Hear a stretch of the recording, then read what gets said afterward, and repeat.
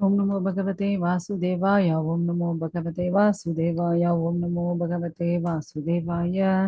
नारायणो नमस्कृत्य नरं चैव नरोत्तमं देवीं सरस्वतीं व्यासं ततो जयमुदीरये नष्टप्रायशो भद्रेषु नित्यं भागवत सेवया भगवती उत्तमश्लोक्य भक्तिर्भजनशुभं करोति वाचालं भङ्गुं लङ्घयते ह्रीमत्कृपातमहं वन्दे श्रीगुरो दीनतारिणं परमानन्दमाधवं श्रीचैतन्येश्वरं ओम ज्ञानतिमिरान्धस्य ज्ञानाग्नशलाकया चक्षुन्मीलितं तस्मै श्रीगुरुवे नमः। नमो ओम विष्णुपदाय कृष्ण रसाय उदर श्रीमती जयपदाय स्वामी नमो नमो चरण नगर रामधारिणी नमो ओम विष्णुपदाय कृष्ण रसाय उदर श्रीमती भक्ति वेदांत स्वामी नमः नमस्ते सरस्वती देवी गौरवाणी प्रचार निर्विशेष शून्यवादी भाषाते देशधारिणी जय श्री कृष्ण चैतन्य प्रभु नित्यानंद श्री अद्वैत गदाधर श्रीवासादि गौर भक्त वृंदा हरे कृष्ण कृष्ण कृष्ण हरे हरे हरे राम राम राम हरे हरे हरे कृष्णा। இன்னைக்கு ஸ்ரீ கர்க சம்ஹிதை கோலோக காண்டம் அத்தியாயம் 19. ஸோ தாமோதர லீலை பார்த்துட்டு இருக்கோம்.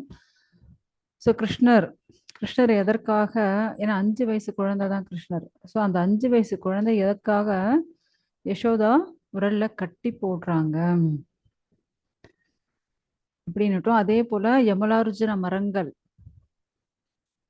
அந்த மரத்தினுடைய மேன்மை, ஸோ அதை பற்றி நம்ம வந்து பார்த்துட்டு இருக்கோம். ஸோ இங்க வந்து என்ன நடக்குது அப்படின்னா, ஸோ கிருஷ்ணரை வந்து அந்த உரல்ல வந்து கட்டி போடணும் அப்படின்ட்டு எதுக்காக முயற்சி பண்றாங்க அப்படின்னா, கிருஷ்ணர் என்ன பண்றாரு, ஆல்ரெடி வீட்டில் இருந்த பெரிய பெரிய பானைகள் இருக்கும் இல்லையா, ஸோ வெண்ணெய், பால், தயிர், நெய் அப்படின்னு, ஸோ அந்த பானைகள் எல்லாம் கிருஷ்ணர் வந்து கோவம் வந்து உடைச்சு விடுறாரு. ஸோ உடைச்சிடவே யசோதா வந்து பார்க்கும்போது என்ன ஆகுது அப்படின்னா, கிருஷ்ணர் வந்து எல்லாத்தையும் உடைச்சிருக்காரு, அது மேல அப்படியே கால் வச்சு நடந்து போயிருக்காரு. யசோதாக்கு ரொம்ப கோவமா வருது. அது இல்லாம சரி கிருஷ்ணர் எங்க போயிருக்காரு அப்படின்னுட்டு அந்த அச்ச பார்த்துட்டு அவங்க வந்து வராங்க. வந்து பார்த்தா கிருஷ்ணர் என்ன பண்ணிட்டு இருக்காராம், அந்த வெண்ணெயை எடுத்து குரங்குகளுக்கெல்லாம் கொடுத்துருக்காரு. அந்த குரங்குகள்லாம் அப்படியே எவ்வளோ முடியுமோ அவ்வளோ சாப்பிட்டுட்டு எல்லாம் ஒன்னோட ஒன்று மேலே மேலே அடிச்சுட்டு விளையாடிட்டு இருக்குங்க. அங்க இருக்கக்கூடிய மரங்கள், கிளைகள், அதே போல குரங்குகள் எல்லாத்தின் மேலேயும் அப்படியே வெண்ணையா இருக்கு. அப்படியே யசோதா வந்து பார்த்துட்டு அப்படியே முறைக்கிறாங்க. ஸோ கிருஷ்ணர் என்ன சொல்றாரு அப்படின்னா, நீங்க செஞ்ச வெண்ணெயை என்னுடைய குரங்குகள் கூட சாப்பிட மாட்டேங்குது, இப்ப நான் எப்படி சாப்பிட்றது அப்படின்னு கேட்குறாங்க. ஸோ அதனால யசோதாவுக்கு கோபம் வந்து என்ன பண்றாங்க, கிருஷ்ணரை வந்து விரட்டுறாங்க. ஸோ ஒரு கொம்பு எடுத்துட்டு கிருஷ்ணரை விரட்டும் போது கிருஷ்ணா வந்து ஓட ஆரம்பிக்கிறார். அப்படி ஓடும்போது என்ன ஆகுது அப்படின்னா, அங்க இருக்கக்கூடிய அந்த தோட்டம் வந்து ஒரு 5 ஏக்கர் அவ்வளோ பெரிய தோட்டம். ஸோ கிருஷ்ணர் வந்து ஓடுறார், பின்னாடி யசோதா துரத்திட்டே வராங்க. ஸோ கிருஷ்ணர் வந்து மெல்லமா திரும்பி பார்க்குறாங்க. ஸோ யசோதா வந்து ரொம்ப கஷ்டப்பட்டு ஓடி வந்துட்டு இருக்காங்க. அப்படியே அந்த தோட்டத்தை ஒரு 3-4 ரவுண்ட் அடிச்சாச்சு. ஸோ நம்ம அம்மா பாவம் இல்லை அப்படின்னுட்டு கிருஷ்ணர் கொஞ்சம் மெல்லமா ஓட ஆரம்பிக்கிற, அப்போ யசோதா ஓடி வந்து பிடிச்சி விட்றாங்க. ஸோ யசோதாயுடைய அந்த தலையில இருந்த பூவெல்லாம் கீழே கொட்டியாச்சு. அதே போல அப்படியே தலையெல்லாம் களைஞ்சு போச்சு. ஓடி வந்ததுல அவங்களுக்கு மூச்சு வாங்குது, அப்படியே வேறவா கொட்டின்னு இருக்கு. இந்த கிருஷ்ணர் என்ன வேலை செய்யறான் அப்படின்னுட்டு அந்த கிருஷ்ணரை பிடிச்சு அவனை அடிக்கணும் அப்படின்னுட்டு அந்த கொம்பை அப்படியே ஓங்குறாங்க.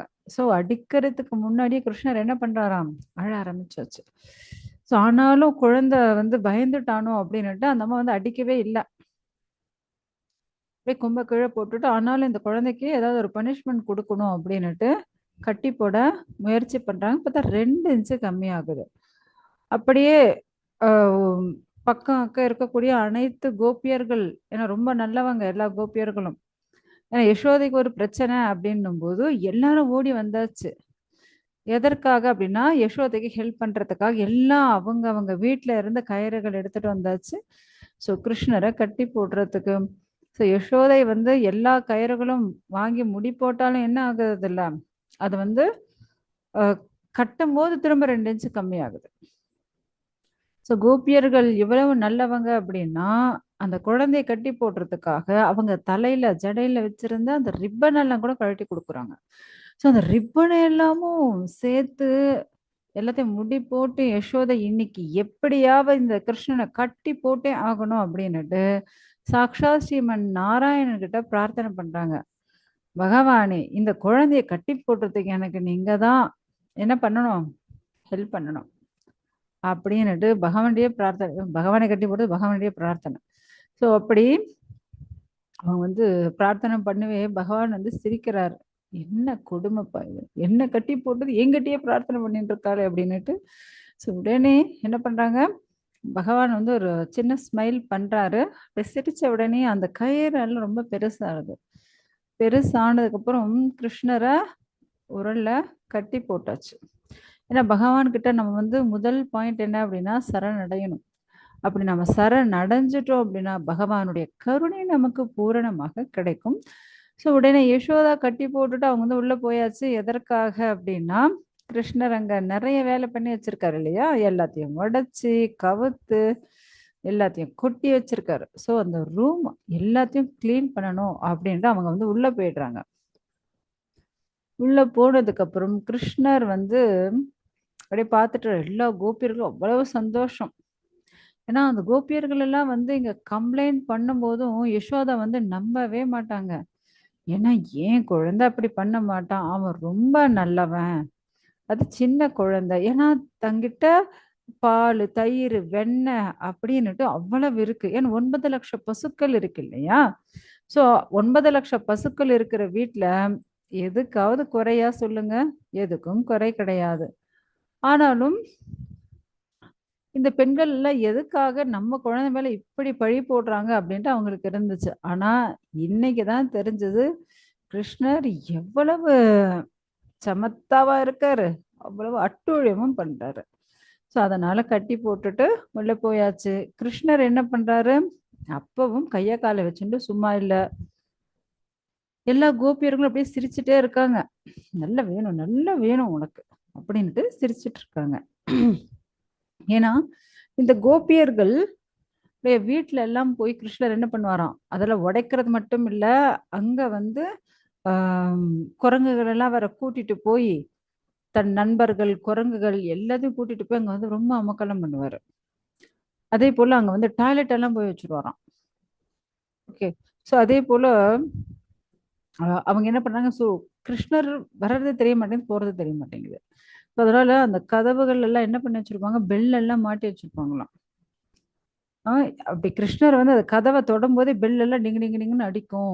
ஓடி வந்து கிருஷ்ணர் பிடிச்சிடலாம் அப்படின்னுட்டு பார்த்தா அந்த கதவை கிருஷ்ணர் போய் அப்படி தொட்டுவாரு. அவன் அந்த பெல் எல்லாம் அடிக்க ஆரம்பிக்கலாம் போது கிருஷ்ணர் சொல்ல, ஏய் ஒருத்தரும் பெல் அடிக்க கூடாது அப்படின்னு அதட்டிட்டு வரான். அதனால எல்லா பெல்லும் விரோதமாக, அதாவது நார்மலா இருக்கக்கூடிய விஷயத்துக்கு விரோதமாக. ஏன்னா பெல்ல நம்ம ஆட்டினோம்னா என்ன ஆகும், பெல் அடிக்கும் இல்லையா. ஆனா இப்ப கிருஷ்ணர் அப்படியே அந்த கதவை திறக்கிறார், ஒரு பெல்லு கூட அடிக்கவே இல்லை, அப்படியே டைட்டா பிடிச்சிருந்துச்சு அதெல்லாம். சோ கிருஷ்ணர் உள்ள போறார். அந்த எது மேலேயோ அந்த உரலு ஒண்ணு என்னென்ன இருக்கோ அதெல்லாம் எடுத்து போட்டு மேல ஏறுறாரு. ஏறி அந்த வெண்ணெயை எடுத்து அப்படி அப்பாடு அப்படி வாயில வைக்கும் போது கதவுல இருந்த எல்லா பெல்லும் டிங்கு டிங்கு டிங்கு டிங்குன்னு அடிக்க ஆரம்பிச்சிருத்தோம். சோ உடனே கோபியர்கள்லாம் ஓடி வந்து கிருஷ்ணரை பிடிச்சாச்சு. போய் கிருஷ்ணர் பெல்லுங்கள் அப்படியே முறைச்சு பாக்குறாராம். எதுக்கு அடிச்சிங்க, அப்ப பெல்லுங்கள்லாம் சொல்லிச்சான், ஆக்சுவலா நீங்க சொன்னது போல நாங்க பெல் அடிக்கலையே, ஆனா பகவானே உங்களுக்கு நைவேத்தியம் நீங்க ஸ்ரீகாரம் பண்ணும்போது பெல் அடிக்கிறது எங்களுடைய கர்த்தவியம். அதனால எங்களுடைய கர்த்தவியத்தை நாங்க பண்ணோம். நீங்க அடிக்க வேண்டாம்னு சொல்லும் போது அப்ப நீங்க தொடும் போதும் கதவு திறக்கும் போது நான் அடிக்கவே இல்லையே அப்படின்னு பெல்லுகள்லாம் சொல்லிடுச்சோம். சோ இப்படி கிருஷ்ணர் எப்ப பார்த்தாலும் கோபியர்கள் கிட்ட மாட்டிக்க வேண்டியதுதான். அதே போல கிருஷ்ணர் வந்து இப்படி வெண்ணெய் திருடுறாரு அப்படின்னுட்டு ஒரு இருட்டு ரூம்ல, ஏன்னா அங்க அந்த ரூம்ல வந்து இட்ஸ் அ டார்க் ரூம். அங்க வந்து ஒரு ஜன்னலோ ஒரு சின்ன காத்து போறது கூட வழி கிடையாது. அப்படியே ஒரு ரூம்ல இருட்டுல அந்த வெண்ணெய வந்து ஒளிச்சு வச்சிருப்பாங்க. சோ கிருஷ்ணர் என்ன பண்ணுவாராம், உள்ள போவாரு. உள்ள போகும்போது ஃபுல்லா வெளிச்சம் ஆகும். ஏன்னா கிருஷ்ணர் மேல அவ்வளவு நகைகள் போட்டு வச்சிருப்பாங்களாம் யசோதா. ஏன்னா திருமணம் ஆனதுக்கு அப்புறம் நிறைய வருடங்கள் ஆயிடுச்சு, அவங்களுக்கு குழந்தையே இல்ல. சோ கிருஷ்ணர் மேல அவ்வளவு நகைகள், வைர வைடூரியங்கள். ஸோ கிருஷ்ணர் அது ஃபுல்லா ஒரு செட்டு பாருங்க, கழுத்துல போட்டுன்னு இருக்கிறது, அந்த நெக்லஸ், ஆரம், மட்டிகை, ஒட்டியானம், கையில வங்கி, அப்புறம் வளையல்கள், ஆஹ் அதே போல நூப்புரம் காலில் போட்டுன்னு இருக்கிற சலங்க, ஸோ எல்லாமே. ஸோ அதே போல் தலையில் அந்த கிரீடங்கள் எல்லாம் அப்படியே ஒரு செட்டு. ஸோ இப்போ ஒரு செட்டு போட்டுட்டாங்க அப்படின்னா நெக்ஸ்ட் செட்டு திரும்ப கிருஷ்ணர் போடணும் அப்படின்னா 4-5 வருஷத்துக்கு மேல ஆகும். ஏன்னா அவ்வளவு டெய்லி ஒவ்வொரு செட்டு கிருஷ்ணரை போட்டு அப்படி அழகுபடுத்துவாங்களாம். ஏன்னா இது வந்து கொஞ்சம் கருத்து குட்டியா இருக்கும். நம்ம கிருஷ்ணா வந்து எப்படி இருப்பார், கொஞ்சம் கருப்பா இருப்பாரு இல்லையா, கொஞ்சம் டார்க் ப்ளூவா இருப்பாரு. ஸோ அதனால இவங்களுக்கு அவ்வளவு இந்த வைர நகைகள் எல்லாம் போட்டு அலங்காரம் பண்ணுவோம், அவ்வளவு அழகா இருக்காரு கிருஷ்ணர். ஸோ இப்ப கிருஷ்ணர் அந்த வைர வைடூரிய நகைகளோட உள்ள வரும்போது அந்த இருட்டு ரூம் அப்படியே ஜுலி ஜுலியான ஜுலிக்கு அப்படியே டார்ச் அடிச்ச மாதிரி ஆயிடுமா. ஸோ கிருஷ்ணர் என்ன பண்ணுவாரு, போய் அந்த வெண்ணெய் எங்க இருக்கு அப்படின்னுட்டு நல்லா தெரிஞ்சு அந்த வெண்ணெயெல்லாம் எடுத்து சாப்பிட்டுருவாரு. ஸோ இப்படி கிருஷ்ணர் என்ன பண்ணியிருக்காரு, நிறைய கோபியர்கள் வீட்டுல இப்படி எல்லாம் பண்ணியிருப்பாரு. அதே போல கிருஷ்ணர் வந்தா தெரியணும் அப்படின்னுட்டு அந்த பெண்கள் அந்த உரியில கட்டி வச்சிருப்பாங்க வெண்ணெய, அதன் மேல எல்லாம் கூட பெல்லு மாட்டி வச்சிருப்பாங்க. ஸோ கிருஷ்ணர் அந்த பாருங்க அங்க இழுத்து போட்டு ஏதாவது ஒரு, ஏன்னா கிருஷ்ணர் சின்ன குழந்தை தானே, மேல உரியில இருக்கிறதெல்லாம் எட்டாது. ஸோ ஏதாவது ஒண்ணு எடுத்து போட்டு அது மேல ஏறி கிருஷ்ணர், ஏன்னா அந்த இடத்துலலாம் பெல்லு கட்டி வச்சிருப்பாங்க, அதன் மேல கயிறு போட்டு வச்சு, ஸோ அந்த பெல்லும் அடிச்சிருக்காது, அந்த கயிறு ஏதோ ஒண்ணு போட்டு வச்சிருப்பாங்க, அந்த கயரும் ஒண்ணுமே தெரிஞ்சிருக்காது, கதவும் திறந்திருக்காது. அப்படி வந்து கிருஷ்ணர் என்ன பண்ணுவாரோ அதுக்குள்ள இருக்கிற வெண்ணையை சாப்பிட்டு போயிடுவாராம். ஸோ அங்க இருக்கக்கூடிய எல்லா கோபியர்களுக்கும் இதே பேச்சா போயிடுச்சு, கிருஷ்ணர் இப்படி பண்றாரு அப்படி பண்றாரு அப்படின்னுட்டு ரொம்ப இதை பத்தியே பேசிட்டே இருக்காங்க.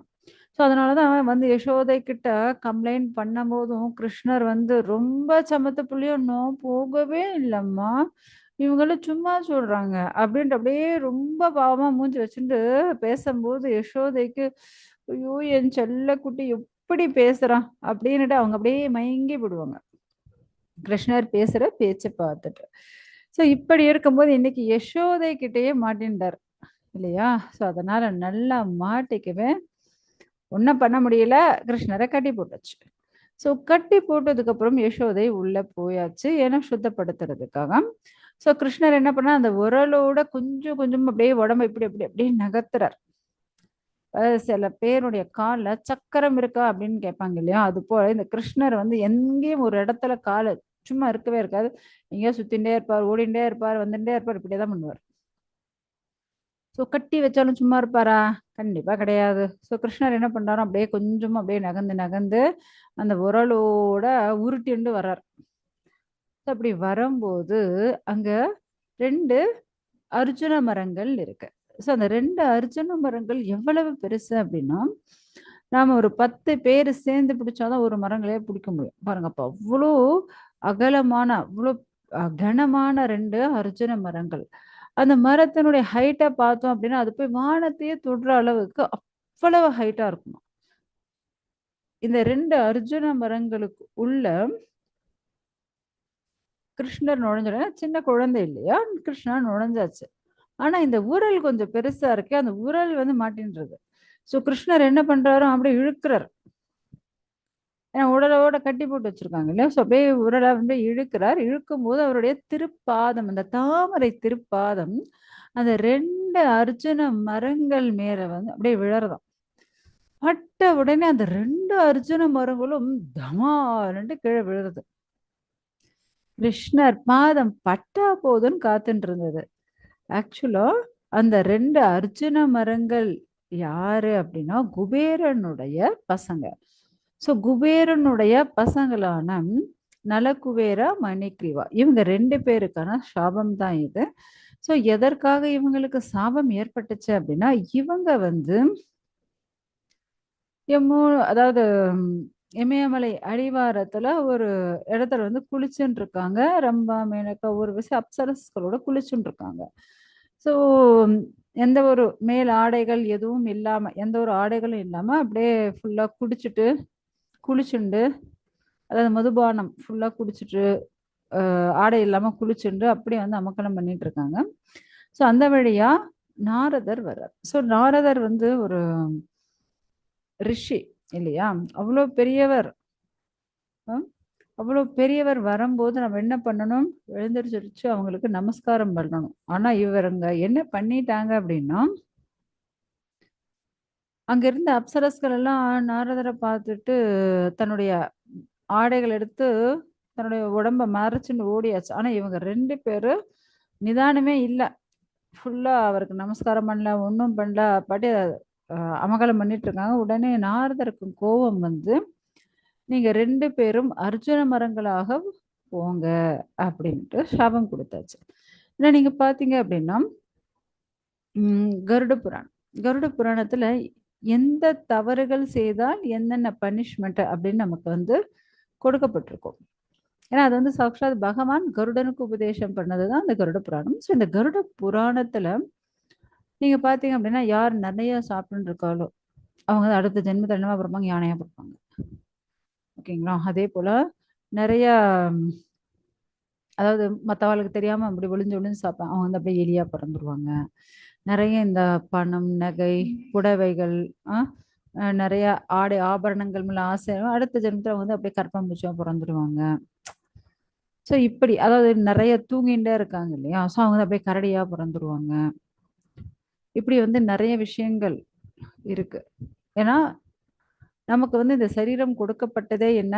பகவானுக்கான பக்தி சேவை செய்றதுக்கு. ஆனா அத விட்டுட்டு, இப்படி தன்னுடைய சுய இன்பத்திற்காக யார் இப்படியெல்லாம் பண்ணிட்டு இருக்காங்களோ, அவங்களுக்கான பனிஷ்மென்ட் வந்து கண்டிப்பா கிடைச்சிரும்.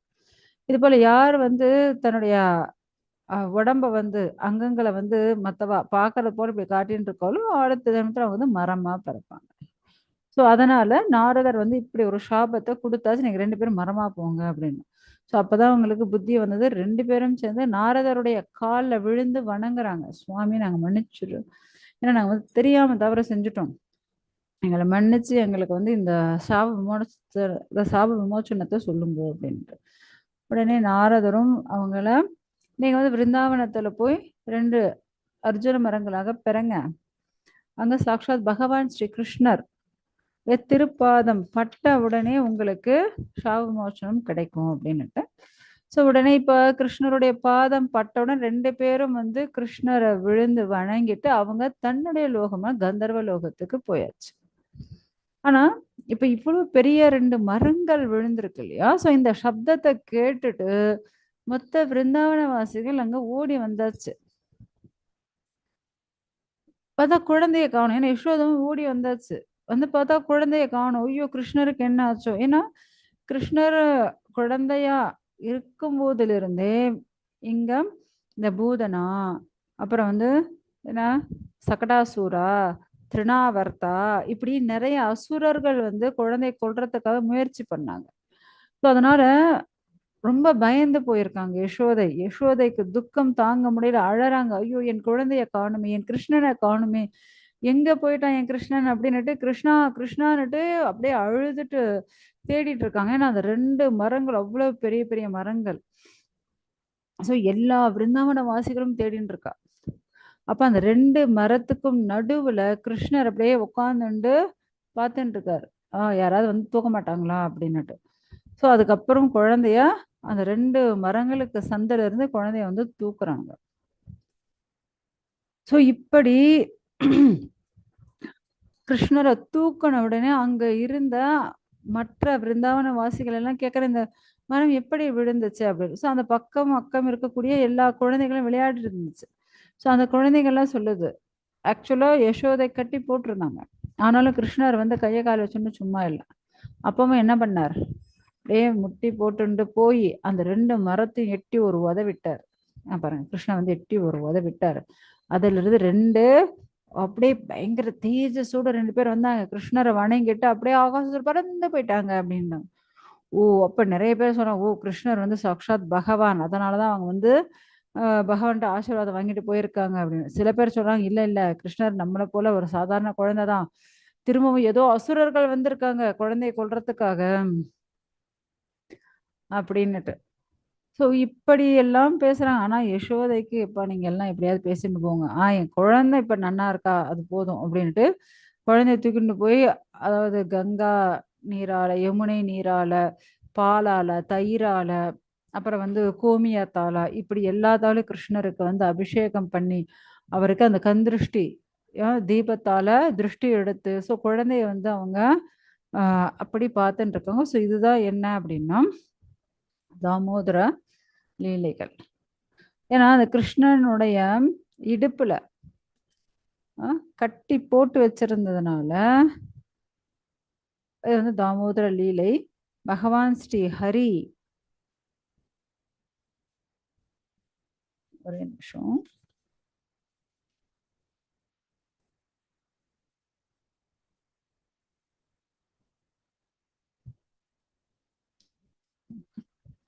இந்த ஸ்லோகம் பார்த்துட்டு இருக்கேன், ஒரே நிமிஷம்.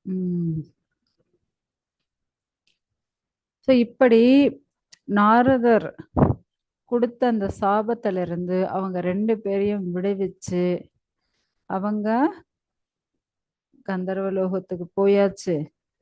இங்க என்ன ஆயிடுச்சு, கிருஷ்ணர் தன்னுடைய தாயை பார்த்த உடனே அவங்க ரொம்ப பயந்து போய் இப்படி எல்லாம் பண்ணி அதுக்கப்புறம் கிருஷ்ணருக்கு பால் கொடுக்க ஆரம்பிச்சுட்டு அவங்க அப்படியே அவங்களுக்கு அந்த பயம் வந்து போகவே இல்லை யசோதைக்கு. ஏன்னா அவ்வளோ பெரிய மரங்கள் விழுந்திருக்கு இல்லையா.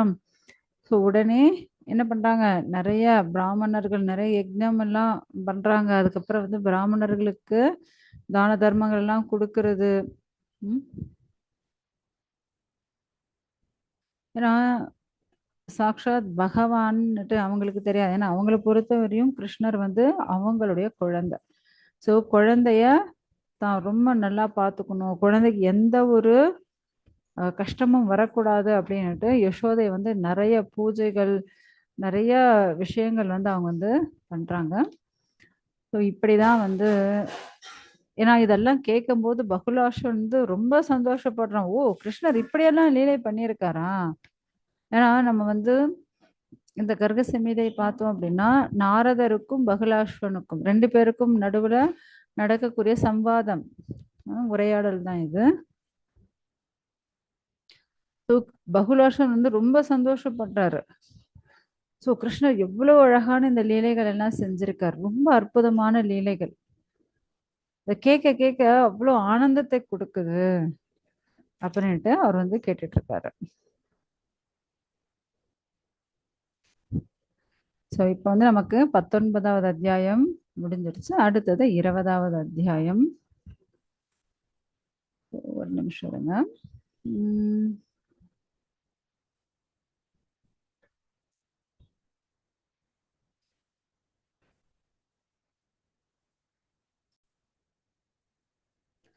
ஹரே கிருஷ்ணா.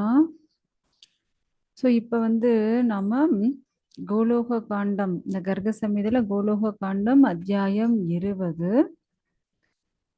ஸோ அத்தியாயம் ஏன்னா இந்த கோலோக காண்டத்தில் கடைசி அத்தியாயம் இதுதான். ஸோ இது முடிஞ்சுடுத்து அப்படின்னா அடுத்தது நமக்கு வந்து விருந்தாவன காண்டம் வந்துடும். ஸோ கோலோக காண்டத்தில் கடைசி அத்தியாயம் இதுதான். தலைப்பு என்ன அப்படின்னா, துர்வாசர்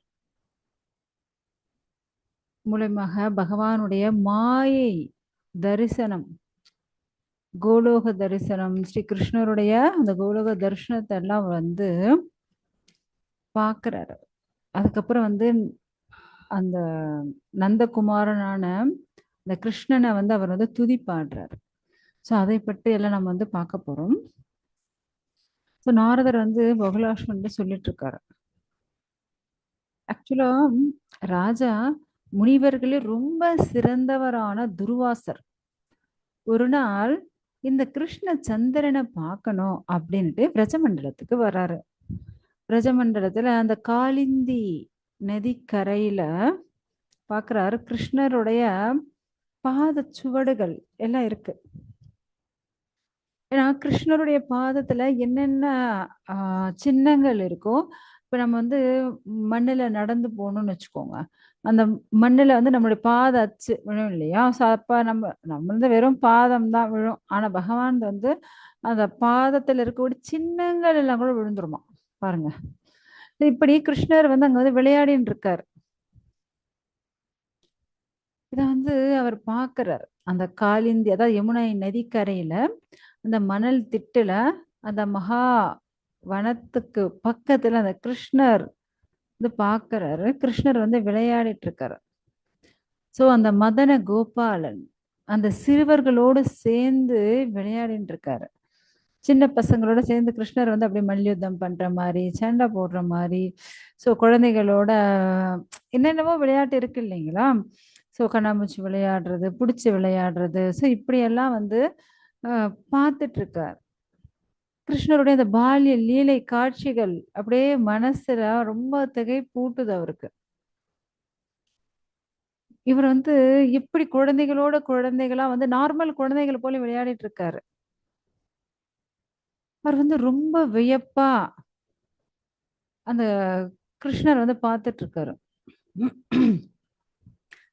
கிருஷ்ணர் வந்து எப்படி விளையாடிட்டு இருக்காரு அப்படின்னா, ட்ரெஸ்ஸே இல்லையாம். சின்ன குழந்தை தானே.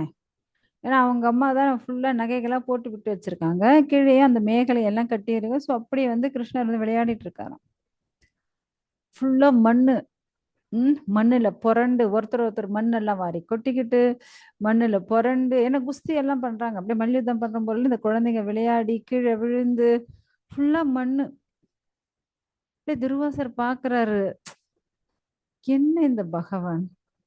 இப்படி நார்மல் குழந்தைகளோட சேர்ந்து இப்படி மண்ணுல புரண்டு, மண்ணு அப்படியே ஃபுல்லா அந்த உடம்பு ஃபுல்லா மண்ணு தான். மண்ணு இல்லாத இடமே இல்ல. அந்த தலையில இருந்து பாதம் வரை ஃபுல்லா மண்ணு தான் இருக்கு.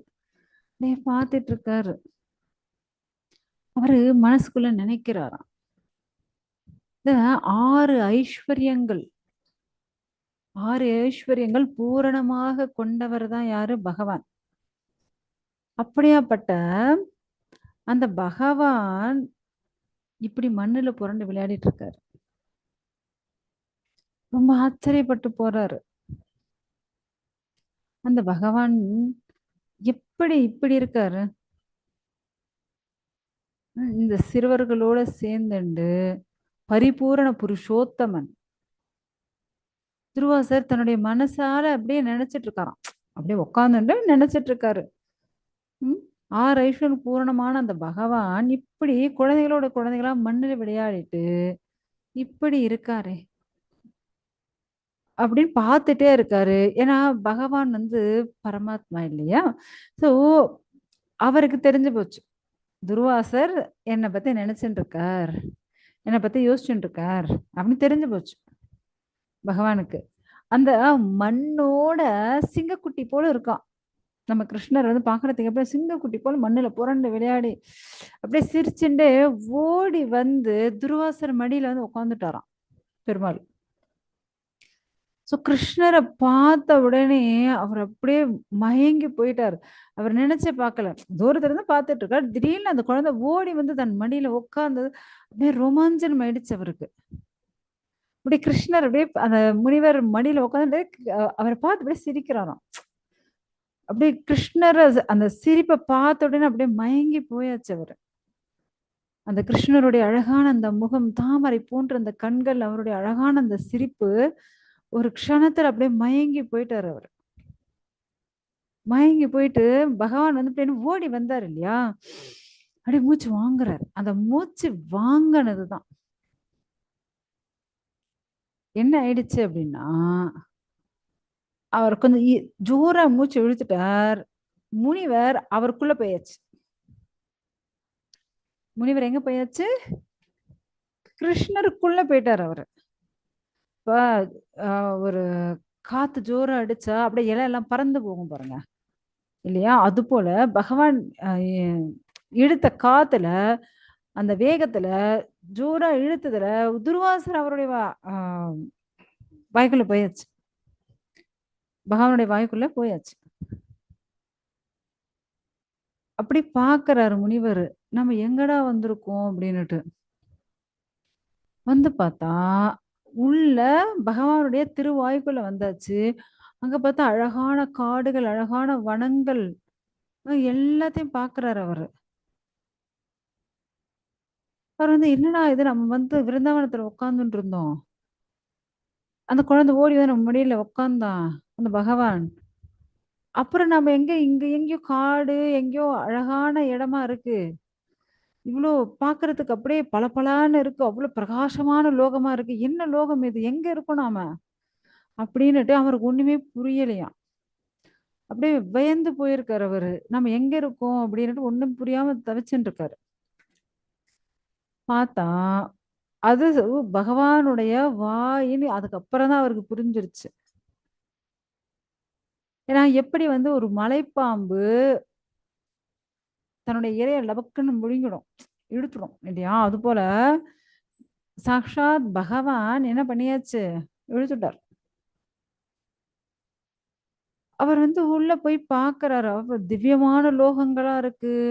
அப்புறம் வந்து பௌதிக லோகங்கள் ஒரு பக்கம் இருக்கு. ஆன்மீக உலகங்கள். ஏன்னா, ஏகபாத விபூதி, திரிபாத விபூதி எல்லாத்தையும் பார்க்குறாரு. அவருக்கு ஒண்ணுமே புரியல. என்ன இது? இவ்ளோ ஆச்சரியமான விஷயங்களாக இருக்கே! அப்படின்னு வந்து பார்த்துட்டே இருக்காரு. அந்த பகவானுடைய இந்த ஒவ்வொரு அண்டம் அதையும் பார்க்குறாராம். ஸோ அந்த ஒவ்வொரு அண்டத்துக்குள்ளயும் 14 லோகங்கள் இருக்கிறத பார்க்குறாரு. அந்த பிரம்மாண்டங்கள பார்க்குறாரு. அவ்ளோ பெரிய பெரிய பிரம்மாண்டங்களாக இருக்கு. அந்த ஒவ்வொரு அண்டத்துக்குள்ளேயும் இருக்கு 14 லோகங்கள், அங்க இருக்கக்கூடிய தீவுகள், அ அப்படின்ட்டு எல்லாத்தையும் பார்க்குறாராம். அவர் வந்து அப்படியே பகவானையே ஜெபிச்சுட்டே இருக்காராம். ஒண்ணுமே இல்ல. உங்களுக்கு டக்கு டக்கு டக்குன்னுட்டு உங்களுடைய அ என்ன சொல்றது?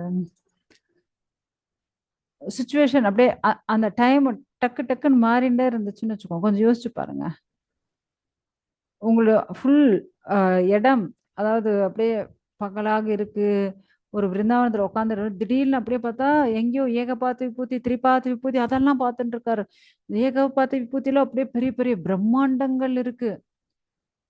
அந்த ஒவ்வொரு பிரம்மாண்டத்துக்குள்ளயும் 14 லோகங்கள் இருக்கு. அங்க நெறைய ஆ என்ன தீவுகள் இருக்கு, கடல்கள் இருக்கு. ஸோ இவர் வந்து அப்படியே டக்கு டக்குன்னு அந்த ஆ லொகேஷன் வந்து அப்படியே மாறிண்டே இருக்கு. அவர் என்ன பண்றதுன்னு பகவான் வந்து அப்படியே ஜெபிச்சுட்டே இருக்காரு அவரு.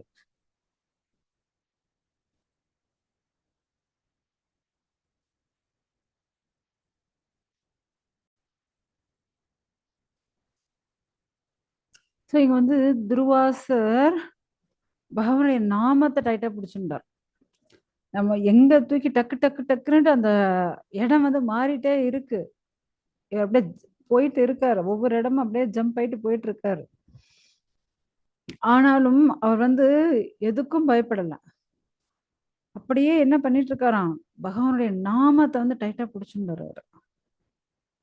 ஏன்னா டக்குன்னு அப்படியே அ அழகான லோகங்கள் டக்குன்னு பார்த்தா 7 லோகங்கள், பாதாள அ அதாவது 14 லோகங்கள் இது. அப்படியே டக்குன்னு பார்த்தா அப்படியே மேல இருக்கிற 7 லோகங்கள் போகுது. அப்புறம் பார்த்தா அப்படியே கீழ இருக்கிற 7 லோகங்கள் பாதாளம். அப்புறம் பார்த்தா அப்படியே ஃபுல் பிரம்மாண்ட லோகம். அதுபோல கோடி கோடி பிரம்மாண்டங்கள். அப்புறம் ஏகபாத விபூதி பார்க்குறாரு. அப்புறம் இந்த பக்கம் பார்த்தா திரிபாத விபூதி. இவ்ளோ பெரிய பெரிய பிரம்மாண்டம் அவ்வளவு இருக்கு.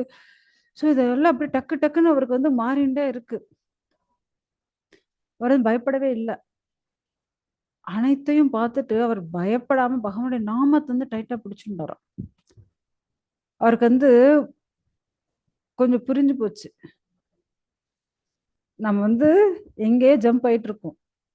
ஆனாலும் நம்ம இந்த இதுலருந்து தப்பிக்கணும் அப்படின்னா, எல்லாத்துக்கான ஒரே தீர்வு, ஒரே மருந்து. அதாவது எல்லா வியாதிக்கும் ஒரே மருந்து குடுங்க அப்படின்னு கேட்பாங்க. அதுபோல எல்லா வியாதி, எல்லா பிரச்சனை எல்லாத்துக்கான ஒரே மருந்து யாரு அப்படின்னா, சாக்ஷாத் பகவான் தான்.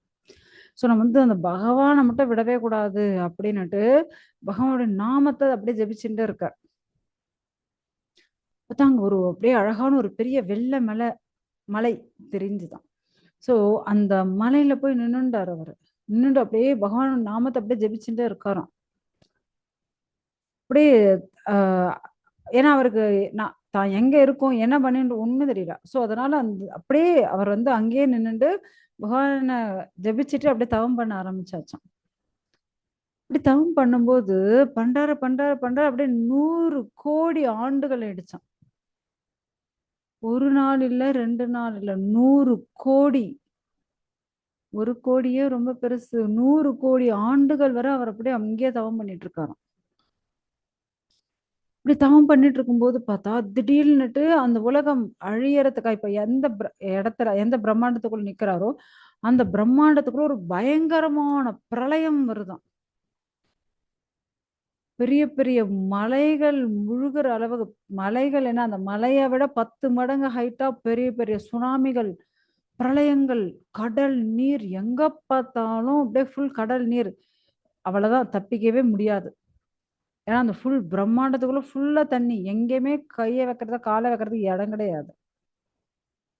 அந்த முனிவர் அப்படியே அந்த தண்ணிக்குள்ளேயே அப்படியே இருக்காரு. ம். துர்வாசர் அப்படியே தவிக்கிறார். நம்ம இவ்வளவு தவம் பண்ணிட்டு இருந்தோம், திடீர்னு இவ்வளவு பெரிய கடல். ஏன்னா அந்த கடல் வந்து அப்படியே கொந்தளிக்குது. ஒரு இடத்துல வந்து அப்படியே காமா இருக்கும் இல்லையா, கடல் அப்படி இல்லையாம். அப்படியே கடல் வந்து பெரிய பெரிய அலைகளோட தூக்கி தூக்கி போடுது. சோ அவரால் அந்த கடல்ல கூட ஒரு இடத்துல ஸ்விம் பண்ண முடியல, நீந்த முடியல, நிக்க முடியல. ஏன்னா நிக்கிறதே கீழே தரையில்லைன்னு வச்சுக்கோங்க. ஏன்னா அந்த மலையே விட 10 மடங்கு பெருசா பெரிய பெரிய அலைகள் வந்துடுச்சு. அப்படின்னா அவ்வளோ பெரிய அலைகள் வந்து இவரை வந்து அலைக்கழிக்குது. இங்கேக்கும் அங்கேக்கும் அப்படியே தூக்கி வாரி போட்டுன்னு இருக்கோம். அவரால எதையுமே பார்க்கவே முடியல. அவ்வளவு நீர், அவ்வளவு பெரிய பெரிய அலைகள். அப்படியே 1000 யுகங்கள் அந்த தண்ணிக்குள்ளேயே தத்தளிச்சிட்டு இருக்காராம். தண்ணிக்குள்ளேயே இப்படியே அந்த தண்ணி வந்து அடிச்சிட்டு போயிட்டு இருக்கு. அவரால முடியல. நம்மளால எவ்வளவு நேரம் ஸ்விம் பண்ண முடியுமோ, உங்களுக்கு தான் தெரியும். எனக்கு ஸ்விம்மிங் கூட தெரியாது. ஆனா நீங்க பாத்தீங்க அப்படின்னா ஒரு அதாவது ஒரு 1000 யுகங்கள் அந்த தண்ணிக்குள்ளேயே அலக்கழிக்கப்படுறாரு. தண்ணி அவ்வளோ, ஏன்னா வெளிச்சம் இல்ல. ஏன்னா பகல் இரவுன்னு வரும் இல்லையா, இப்ப வெளிச்சமே இல்ல, ஃபுல் இரவா இருட்டாவே இருக்கு. அவ்வளோ பெரிய அலைகள் வந்து அப்படியே மேல விழுது, அப்படியே அடிச்சுட்டு போயிட்டே இருக்கு. அவரால் ஒரு இடத்துல அஹ், நிலையாக இருக்கவே முடியல அந்த தண்ணியில. அவ்வளோ பிரம்மாண்டமான அலைகள், அந்த பிரம்மாண்டமான அலைகளுக்குள்ள அவர் வந்து இங்கேக்கும் அங்கேக்கும் அப்படியே அந்த தண்ணியால அடிச்சுட்டு போகப்படுறாரு. சோ அவரால முடியல, எப்படி எப்படியோ கஷ்டப்பட்டுட்டு இருக்காரு. 1000 ஆண்டுகள். ம். சாரி, 1000 யுகங்கள். ஓகேங்களா? ஏன்னா சத்தியுகம், திரேதாயுகம், துவாபரயுகம், கலியுகம் இல்லையா, ஒரு சத்துரு, அது போல 1000 சத்துருயுகங்கள் அந்த தண்ணியில கஷ்டப்பட்டுட்டு இருக்காராம். அப்படி பாக்குறாரு. சோ அந்த 1000 சத்துருயுகம் அந்த தண்ணிக்குள்ளேயே கஷ்டப்பட்டு கஷ்டப்பட்டு கஷ்டப்பட்டு அப்பவும் அந்த பகவானுடைய நாமத்தை விடல அவரு. அங்க பார்த்தா ஏதோ ஒரு ஹோல்ஸ், வெளிச்சமா ஏதோ ஒரு இடம் வந்து அப்படியே வெளிச்சமா ஒரு ஓட்டை மட்டும் தெரியுதா. அப்பா, இதுக்குள்ள போனாலாவது இந்த அலைகள், இந்த இருட்டு அலைகளுக்குள்ள இருந்து நம்ம தப்பிக்கலாமோ அப்படின்னுட்டு அப்படியே நீந்துட்டு அந்த அலை வந்து அந்த அந்த ஓட்டைக்குள்ள புகவே விடல. அந்த வெளிச்சமான அந்த ஓட்டைக்குள்ள புகவே விடல. அப்படி அலைக்கழிக்கப்பட்டோம். அப்பவும் கஷ்டப்பட்டுட்டு அந்த அலைகள் நீந்தி எப்படியோ கஷ்டப்பட்டு அதுக்குள்ள நுழைஞ்சிட்டாரு. அங்க பார்த்தா ஏதோ ஒரு வெளிச்சம் தெரியுது. அப்படியே மேல போய் பார்க்கறாரு. அங்க போய் பார்த்தா அது வந்து இந்த பிரம்மாண்டத்தினுடைய உச்சி, மேல் பகுதி. சோ அந்த இடத்துல போய் அங்கேயும் அவர் வந்து பகவானுடைய ஸ்ரீ ஹரியுடைய ஸ்மரணம் பண்றாரு. சோ ஸ்மரணம் பண்ணிட்டு அந்த பிரம்மாண்டத்திலிருந்து அப்படியே வெளியே வர்றாரு. புரியுதுங்களா உங்களுக்கு நான் சொல்றது? இந்த அண்டம், இருங்க உங்களுக்கு. உம்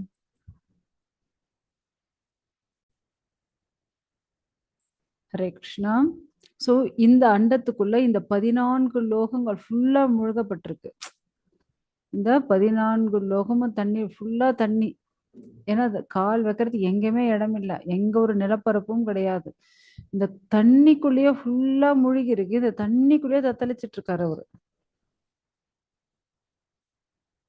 அப்பவும் பகவான் ஸ்ரீ ஹரியுடைய ஜபிக்கிறத வந்து விடவே இல்லை.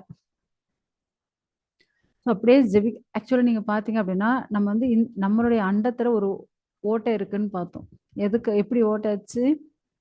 பகவான் வந்து வாமனரா இருக்கும்போது திரிவிக்ரம ரூபம் எடுத்தார் இல்லையா? ஸோ அப்படி திரிவிக்ரம ரூபம் எடுக்கும்போது அவருடைய நகம் பட்டு இது வந்து ஹோல் ஆயிடுச்சு. இந்த 7 லேயர்ஸும் ஹோல் ஆயிடுச்சுன்னு பார்த்தோம் இல்லையா? ஸோ அந்த லேயர்ஸ் மூலியமாக ஒரு அந்த வெளிச்சம் தெரியுது. வெளியே இருக்கக்கூடிய அந்த வெளிச்சம் வந்து அந்த ஹோல்ஸ் மூலியமா தெரியுது.